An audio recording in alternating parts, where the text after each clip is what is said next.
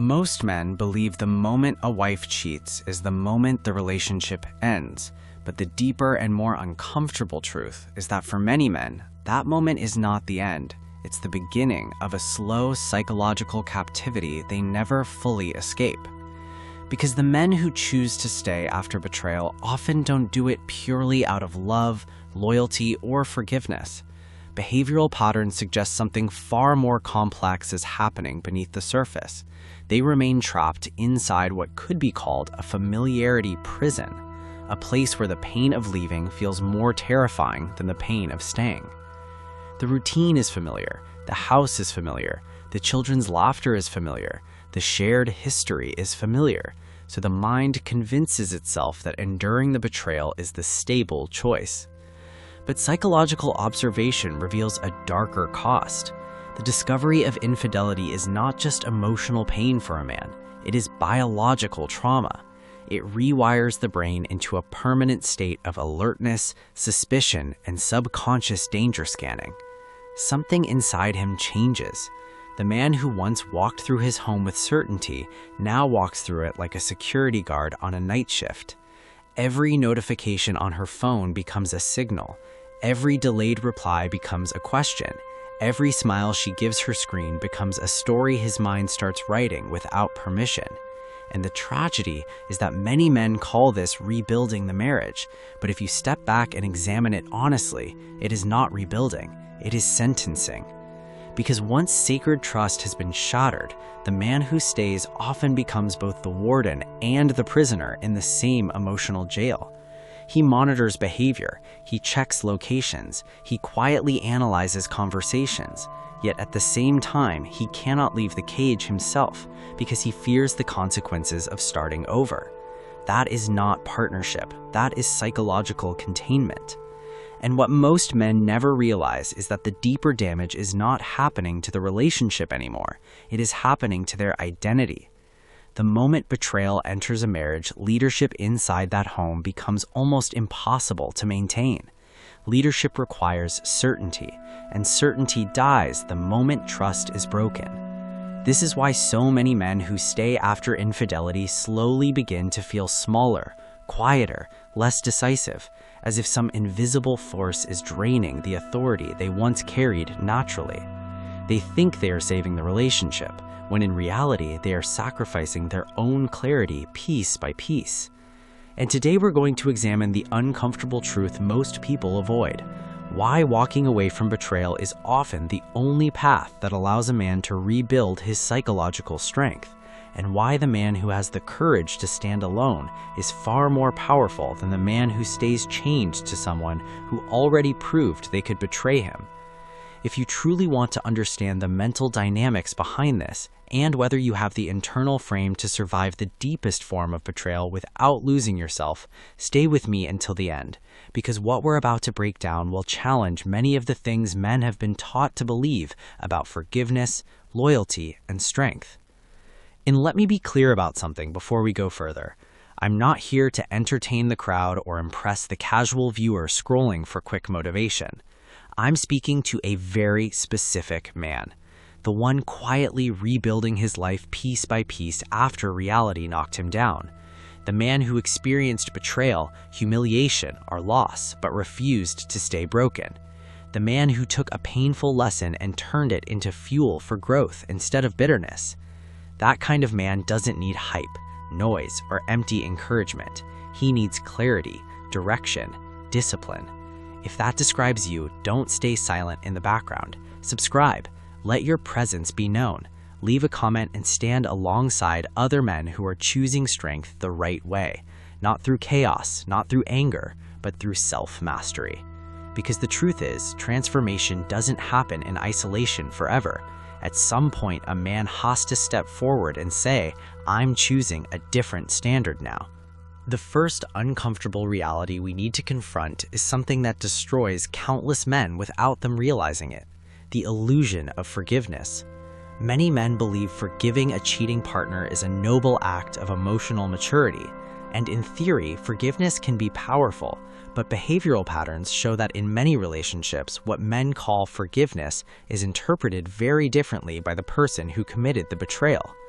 When a man forgives infidelity without drastically changing the boundaries of his life, the subconscious message being communicated is not grace, it is permission. Because attraction and respect function like oxygen inside a relationship. When it is present, the emotional connection can breathe. But when betrayal occurs, that oxygen is violently removed. And once it disappears, it cannot simply be restored through apologies, promises, or counseling sessions. The atmosphere has already changed.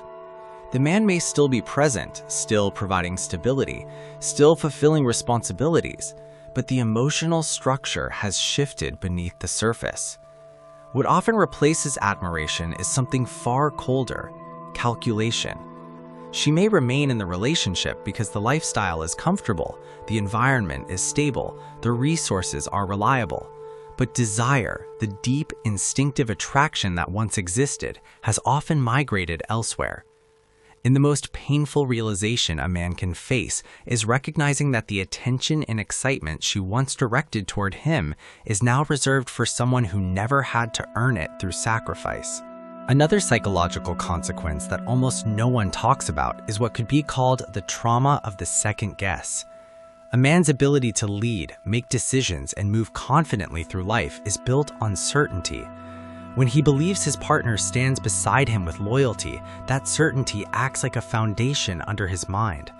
But when betrayal shatters that foundation, something fundamental collapses. Suddenly, every statement must be evaluated, every explanation must be analyzed, every reassurance must be tested against suspicion. "I love you" begins to sound less like truth and more like a question mark. "I'm working late" begins to feel like a potential lie. Over time, living in this constant state of hypervigilance begins to affect the body itself. Stress hormones remain elevated, sleep becomes lighter, focus becomes fragmented. Instead of investing mental energy into building his future, the man finds himself trapped inside an endless investigation of the past. His attention shifts from constructing his own kingdom to solving the mystery of someone else's loyalty. And the most painful realization a man can face is recognizing that the attention and excitement she once directed toward him is now reserved for someone who never had to earn it through sacrifice. Consider the path of a man we'll call Marcus. Marcus saw himself as a responsible provider. He worked hard, built a stable home, and believed loyalty was the foundation of his marriage to Elena, the woman he had spent 15 years building a life with. When he discovered her affair with a coworker, his instinct was not anger, it was stabilization. His mind immediately moved toward preserving the structure of his family. He thought about the children. He thought about the embarrassment of divorce. He thought about the years they had already invested together. So Marcus chose what many people praise as the mature path. He tried to repair everything. He paid for counseling. He planned a second honeymoon. He even apologized for working long hours, convincing himself that maybe his dedication to providing had pushed her away. But Marcus fell into one of the most powerful psychological traps in human decision-making, the sunk cost fallacy. Because he had invested 15 years into the relationship, he believed he had to continue investing, even when the asset itself had become toxic. The problem was that Alina never experienced the full reality of losing him. Without that consequence, the betrayal never carried real weight. Instead of transforming into a better partner, she simply became better at hiding her behavior. And 5 years later, Marcus discovered the same affair had quietly continued behind the scenes. Only now, the cost was even higher. He was older. His health had declined from years of stress. His finances were drained from attempts to keep the relationship afloat. The painful lesson Marcus eventually learned is one that many men resist accepting. You cannot negotiate loyalty from someone who no longer has anything to lose. Staying for the kids often sounds noble, but children do not benefit from watching a father slowly lose his spirit. They need a father who still has fire in his eyes, not one who has surrendered his identity in the name of sacrifice. This leads to another powerful dynamic that most men overlook: the power of the exit. A man's greatest leverage in any relationship is not his money, his status, or even his words. It is his presence, the knowledge that he could walk away if his values are violated. Once a betrayal occurs and he stays without consequence, that leverage disappears. The final card has already been played. Psychological patterns show that people value what they know they could lose. When that risk disappears, behavior often follows the path of least resistance. By remaining after betrayal without enforcing boundaries, a man unintentionally removes the very structure that once commanded respect. Leaving, in this context, is not cruelty. It is simply a rational response to a contract that has already been broken. Imagine buying a car and discovering the engine fails the first day you drive it. You would not continue driving it across the country hoping it might repair itself. You would return it immediately. Your life is the investment. Your time is the currency. Spending it endlessly repairing something fundamentally broken is not loyalty. It is self-destruction disguised as patience. The most important realization a man can reach is that his identity cannot revolve around being someone's husband. His identity must be anchored in something deeper, his sovereignty as a man. Men who walk away from betrayal often experience a surprising transformation within a year. Their productivity increases, their confidence returns, their social presence expands. Not because leaving magically fixes everything, but because the weight of living inside a lie disappears. Instead of constantly pumping water out of a sinking ship, they are finally standing on solid ground again. They regain the ability to think clearly, move decisively, and rebuild without the constant background noise of distrust. A captain cannot command a ship if the crew has already mutinied and stolen the cargo. At some point, the only rational move is to step into the lifeboat, row toward shore, and build an entirely new fleet, one where loyalty is not negotiated, respect is not begged for, and the man at the helm never forgets his own value again. What we've talked about so far already exposes a truth many men try to avoid. But there is an even deeper psychological reality that begins to surface after betrayal, something that quietly eats away at a man long after the confrontation is over. It's what could be called the mirror of permanent disgust. Behavioral patterns suggest that once a man has truly seen his partner as someone capable of betraying him, that image never fully disappears. It may fade at times, but it never completely leaves. The mind stores it, the memory replays it, and no matter how much someone apologizes, no matter how many promises are made, the subconscious continues to run the same quiet film in the background. You look at her and the mind fills in scenes you wish you could erase. Moments you never witnessed begin forming in your imagination. Conversations become suspicious, silence becomes suspicious. Even ordinary interactions start to feel contaminated by the knowledge of what already happened. Psychological research into emotional memory shows that betrayal activates a powerful survival mechanism in the brain. Your mind begins categorizing that person not simply as a partner, but as a potential threat to your emotional safety. And when that happens, something critical changes. Attraction and disgust cannot coexist in the same psychological space for long. You cannot genuinely lead someone you secretly resent, and you cannot maintain intimacy with someone your instincts have flagged as unsafe. When a man tries to force that connection anyway, he enters a state that could be described as intimacy contamination. The physical closeness may still occur, the routines may continue, but internally the connection is fractured. Over time, that fracture drains a man's energy, his enthusiasm, his confidence. Instead of feeling peace in his own home, he feels tension. Instead of feeling admiration when he looks at his partner, he feels a quiet internal conflict that never quite turns off. Walking away in that situation is not an act of cruelty. It is an act of psychological self-preservation. It is a man choosing peace over permanent inner conflict. Another dynamic that quietly unfolds after betrayal is what could be called the respect paradox. On the surface, it may appear compassionate when a man chooses to stay after infidelity. Society often praises forgiveness as maturity, but behavioral patterns reveal a complicated reality beneath that surface.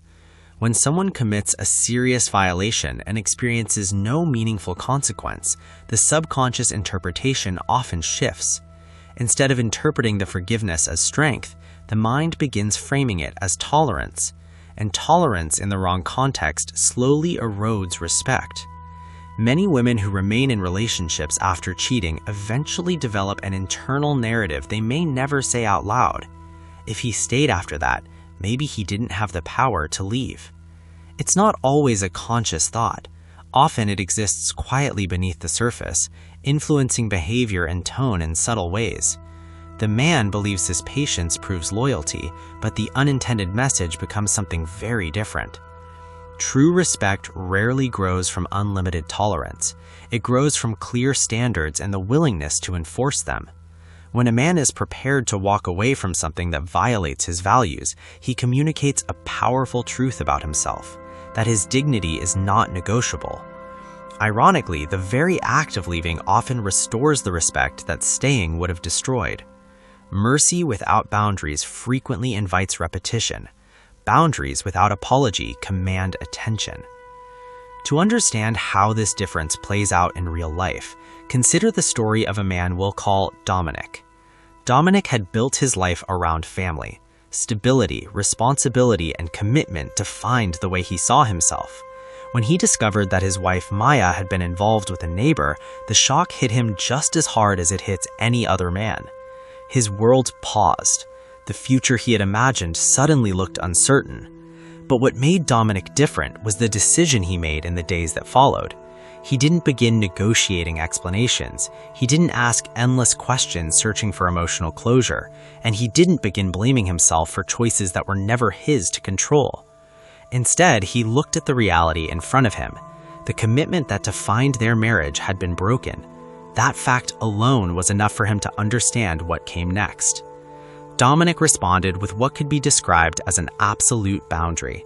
He gave himself just enough time to organize his finances, consult legal advice, and protect his responsibilities as a father. Then he removed himself from the environment entirely. No screaming matches, no dramatic scenes. No endless attempts to reopen conversations that would never restore what was lost. He simply stepped away and began rebuilding his life from a smaller, quieter starting point. The power of Dominic's decision didn't show up overnight. At first, the adjustment was difficult. He moved into a modest apartment and began restructuring his life around being the best father he could be during the time he had with his children. But something important happened during that process. His identity remained intact. Instead of becoming a man defined by humiliation, he became a man defined by integrity. His children watched him respond to pain without losing his composure. They saw discipline instead of chaos. Over time, the results of that decision began to compound. Within 2 years, Dominic was physically stronger, mentally sharper, and professionally more focused than he had been in years. His business expanded because his attention was no longer divided by emotional turmoil. And eventually, he met someone who respected the boundaries he carried with him because she could clearly see the standard he lived by. Dominic didn't lose his future when the marriage ended. He reclaimed it. The collapse of that chapter forced him to rediscover his own power. There is also a social dimension to betrayal that many men underestimate. When a man stays in a relationship where loyalty has been openly violated, the people around him quietly notice. Friends notice, family members notice, even acquaintances begin forming conclusions about what they are witnessing. Human beings instinctively evaluate standards through behavior. If someone repeatedly tolerates disrespect, the surrounding environment slowly adjusts its expectations of that person. What begins as sympathy can gradually shift into subtle pity or quiet contempt. No one may say it directly, but the tone changes, the way people interact changes, and over time, the man himself begins internalizing the same perception. This is how reputational decay begins. Your external reputation often mirrors the internal standards you enforce in your own life. When you draw a clear line and stand by it, the narrative around you changes immediately.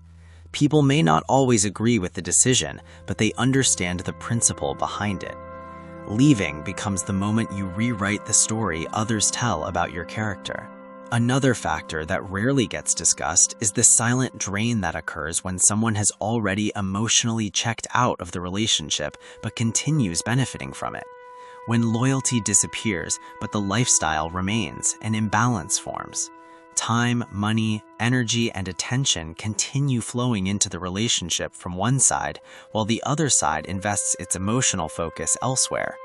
In the harshest cases, a man ends up unknowingly financing a life where his partner gives her best enthusiasm to someone outside the relationship, while he continues carrying the responsibilities inside it. That imbalance slowly erodes motivation and clarity. Resources that could be invested in personal growth, future plans, or a child's long-term stability are instead poured into maintaining a structure that is already collapsing. Recognizing this pattern is not about becoming cynical. It is about becoming realistic about where your effort is actually going. And that leads to perhaps the most important realization of all. Your life itself is a limited asset. Time is the only resource a man can never recover once it is past. A man in his 30s, 40s, or even 50s is often standing in the most influential years of his life. His experience is deepening, his network is expanding, his potential to build, lead, and create value is still enormous. But if 10 of those years are spent trying to repair something fundamentally broken, those years disappear permanently. Think of it like running a company. If a project continues draining money, attention, and manpower without producing results, eventually the responsible leader shuts it down. Not because he enjoys loss, but because he understands opportunity cost. Protecting the future sometimes requires ending the present situation. You are the chief executive of your own time. Where that time goes determines the shape of your life. True strength, then, is not measured by how long a man can tolerate pain. It is measured by his ability to endure temporary loss in order to avoid permanent disrespect. The short-term pain of separation may feel overwhelming at first. The uncertainty, the loneliness, the sudden change in routine. Those things are real. But compared to the long-term erosion of living in a hollow relationship, that pain is temporary. A difficult path taken now often becomes the foundation for a much easier life later. In many ways, every man is the main character of his own story. When someone chooses betrayal, they have already written themselves into a different role within that story. The chapter changes whether you want it to or not. The only question left is whether you will keep moving forward or remain stuck in a scene that has already ended. So consider this for a moment. Imagine you are climbing a mountain with a partner, connected by a rope that symbolizes trust and commitment. Halfway up the climb, that rope suddenly snaps, not by accident, but because the person on the other end chose to cut it. In that moment, you face a choice. Do you keep gripping the broken rope out of habit, even though it can no longer hold you, risking your own fall just to maintain the illusion of connection? Or do you release it, dig your hands into the rock, and continue climbing on your own strength until you reach solid ground again? The mountain is your life. The rope was the promise. If the other person chose to cut it, holding the broken end will not save you. Letting go might. If you've experienced something like this, share your perspective with the men watching alongside you. What moment made you realize the fight was no longer worth it? What did it feel like the first morning you woke up and understood that the weight of those lies was finally off your shoulders? Conversations like that help other men recognize they are not alone in their experiences. Sometimes hearing another man's decision gives someone else the courage to reclaim his own life. And if you're still here listening to this all the way through, that says something important about you. Most people avoid uncomfortable truths. They click away the moment a conversation challenges their assumptions. But the men who stay and think deeply about these ideas are the ones who actually grow. They take difficult lessons and turn them into discipline. They examine painful realities and use them as fuel for stronger standards. So understand this. You're not just watching a video. You're actively sharpening the way you think about your life. And men who pursue that kind of growth rarely walk the path alone for long. If this message gave you even a small moment of clarity, subscribe and stand with this community. Leave a comment and let me know what part of this conversation resonated with you the most. Keep strengthening your standards, keep doing the work, and I'll see you in the next one.